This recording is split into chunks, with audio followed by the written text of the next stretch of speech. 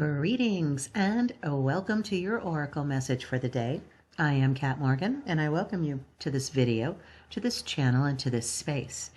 This is a timeless reading for the collective, so whenever you come across this video, however you come across it, it's the right time for you to be getting this message. You've been asking for some clarification or guidance, confirmation on something you're working on or working through, and this is going to be one of the messages that you're going to be getting from Divine Realms. They are always coming to you. Messages are always coming to you. So it's simply a matter of what you are looking for, what you are paying attention to, what you are focusing your attention and energy on. And that's what's going to bring you your messages. If you're looking for things that are going to bring benefit and things that are going to bring you health and things that are going to bring you wealth, then those are the things you're going to find. So, and in this case, we have pulled one random card every morning, forever, from our mega deck, which is getting smaller as we go along. And you can get more information if you're new here to the channel in the description down below on what is the mega deck and how is that put together. But today's card is pulled from the Earthcraft Oracle deck by Diaz, Anderson, and Voodoo Fortune. And it is card number 24, Run with Wolves. And of course, you know, the first thing I think of is what Dances with Wolves in the Kevin Costner movie. That was kind of bad, but Mary something. I remember the actress's first name at least, but that's not the energy of this card at all. And we can dismiss that little irrelevant thing that pops up in our minds. Two things really came across for me with this image to begin with. Number one, no fear. She's got her back turned to the past and she's looking ahead to the future. And this is a vision quest. This is a dream quest. Running with wolves. This is an energy because obviously we don't run with wolves on a normal basis, but there's a freedom, there's a liberty, and there's a magic. There's a kind of a wonder. Running with wolves, a lot of times we think of them running in the night. And night is usually, it's a time of mystic magic, of unknowns, there's shadows and stuff like that. So I get a very strong sense of that type of energy. The other thing, this deck in particular uses a lot of spirals. And normally I don't talk about the spirals because they're just like everywhere on the cards. But I feel like that's the next impression that I got on this card was that the spirals were important. The spirals are important on this image. And the first thing I noticed was they're all going in counterclockwise directions, starting with her left shoulder, except for the one just above that left shoulder. That one's going counterclockwise, but every single other one, including ones going around her head, the wolf energy, the wolf entity, the wolf spirit, that spirit animal energy is surrounded with counterclockwise spirals. And so I looked up and wanted to find out what specifically, what do clockwise or not clockwise, widdershins, right? We call them counterclockwise. But it can have many meanings, including the manipulation of nature. So actually doing things to assist with nature. We are always wanting to do that. Stillness and a search for understanding. So it makes perfect sense to be in this, what is basically a dream, a vision quest card. But in spiritual and indigenous art, a counterclockwise spiral can represent a spirit walk. This could mean someone who is searching for answers, clarity, or meaning. In Celtic traditions, a counterclockwise spiral can mean the manipulation of nature through spells. So like bringing in water if you're going through a drought, bringing in milder temperatures if you're going through a cold snap. It was 5 degrees outside this morning when I got up. So that kind of thing. As a general rule, I do not recommend or advise trying to manipulate nature because we don't know what the consequences might be somewhere down the road. Pulling in that rainstorm may help us with our drought, but may, cause wildfires to go out of control, so to say. So also in the Celtic Triskelion, which is a set of 3 spirals, a counterclockwise arrangement can also symbolize the manipulation of nature. But in other meanings. A counterclockwise spiral can represent stillness and inaction. And in some chakras, a counterclockwise spiral can mean different things, such as searching for meaning, learning intuition, or finding a greater purpose. So I do believe, I am an artist, I don't consider myself a world-class artist necessarily, but I know that artists, as a general rule, we don't pick things to put in our art that don't have some kind of purpose or reason in terms of what we are trying to convey with our art. So I don't believe that it is by accident that the majority of these spirals are going counterclockwise. She's on a vision quest. This person's on a vision quest. And there may be something where you have been actually thinking about going on a vision quest, working with some shamans, and maybe doing some ayahuasca or some other form. I don't recommend doing those outside of any type of controlled environment, being assisted and guided and directed and monitored by people who know what the heck they're doing. So don't run off and do something on your own unless you are a shaman, in which case you know exactly what I'm talking about. So yes, indeed, running with wolves, that sense of reconnecting with our animal nature. We are humans, and so we are part animal, and pushing that aside is going to cause us nothing but conflict in our lives, as we are still human, and so we are still part animal. I was just listening to a video on YouTube about the two minds, thinking fast and slow, and the concept that we can understand those reflexes, which is kind of more the animal nature of ourselves, has a very purposeful reason for being there, but you don't want to necessarily be living in that space all the time.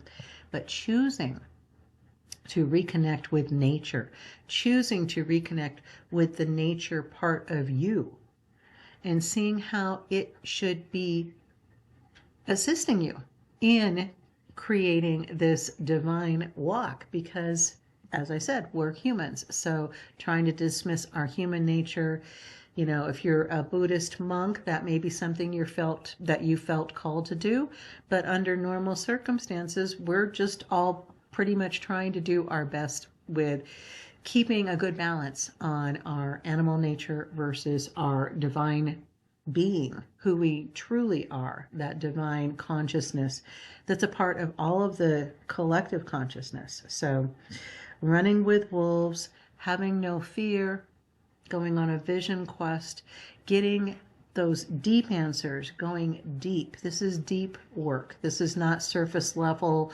swimming along the top of the pond. This is diving down deep and finding out what's underneath the surface of the things that maybe haven't been working for us, with us in the past.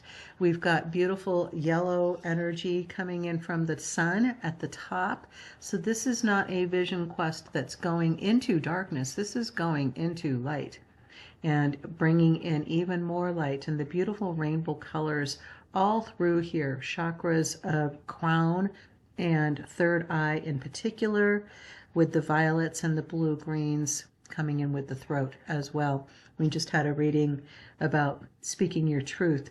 You have to know what is true for you in order to speak it, right? So sometimes we have to go deep within, go on those vision quests. Be looking at your dreams. When you wake up in the morning, can you recall what you were dreaming? Are there any little snippets, any images that come to mind? Pay attention to those.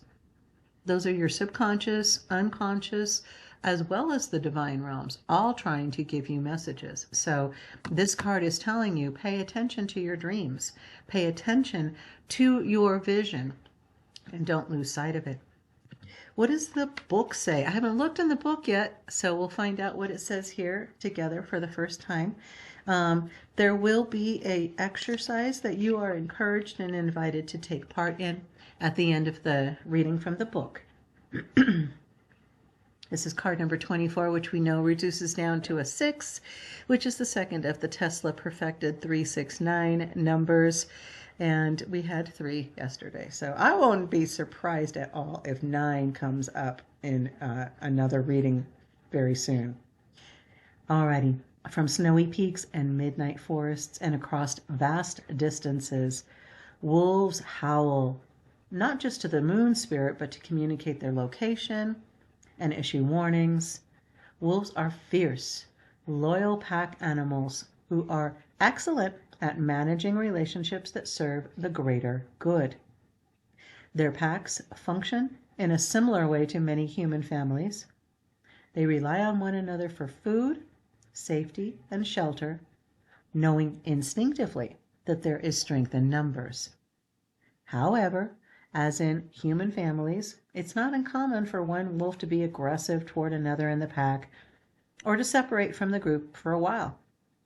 Occasionally, a wolf feels the need to seek a new pack and a new place to call home in order to thrive. Run with wolves commonly comes to you when you are questioning your relationships and interactions with others.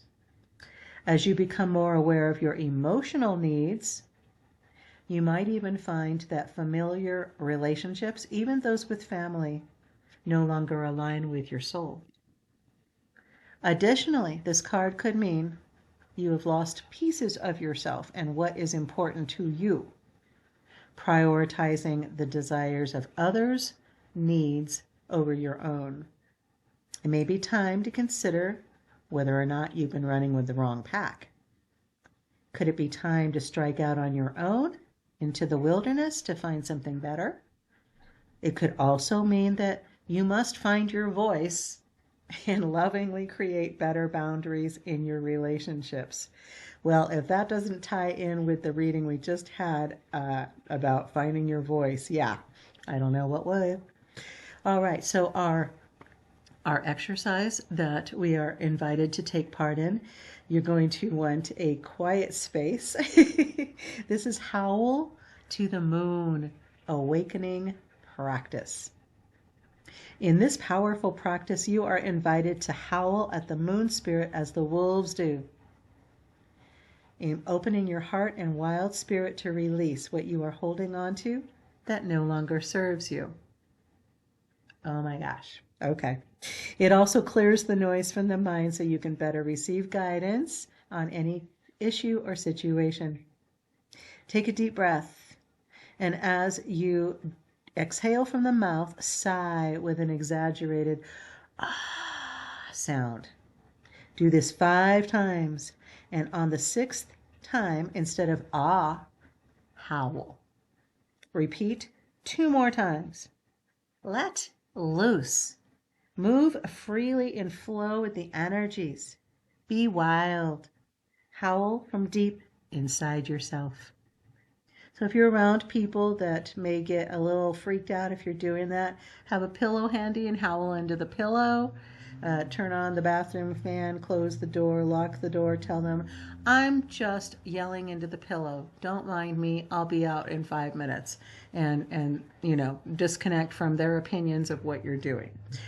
But a lot of times we don't let ourselves howl. We don't let ourselves loose. I was talking at the beginning of the reading about this is a feeling of freedom. This is a feeling of running with that energy. Yes, absolutely. So no surprise at all that came in from that reading. But yes, we are given always the opportunities to reconnect with our animal nature, to give ourselves permission to scream, howl. It's a lot of times there's built up frustration energy, built up just that kind of energy that's not happy with the way things are going at the moment, and we need to just let that go. If you are not going to be in any kind of space where that's going to be appropriate or safe to do, don't. Okay, you can do that all part and feel yourself on that 6th exhalation, and do notice that you are doing that 6 times, and this card is a number 6. So There we are with that tie-in for the number. But do that deep breath. It reminds me very much of fire breath in a way. If you're familiar with that, you can do that kind of breathing exercise. There's a variety of things that you can do if you're not in a situation where howling like a wolf is going to be something that's going to bring you anything but good stuff. So always you're going to be doing things, being mindful of others around you, because we come from that place of love where we know that this is something we want to do for ourselves, but we don't want to put other people in a situation where they're feeling uncomfortable.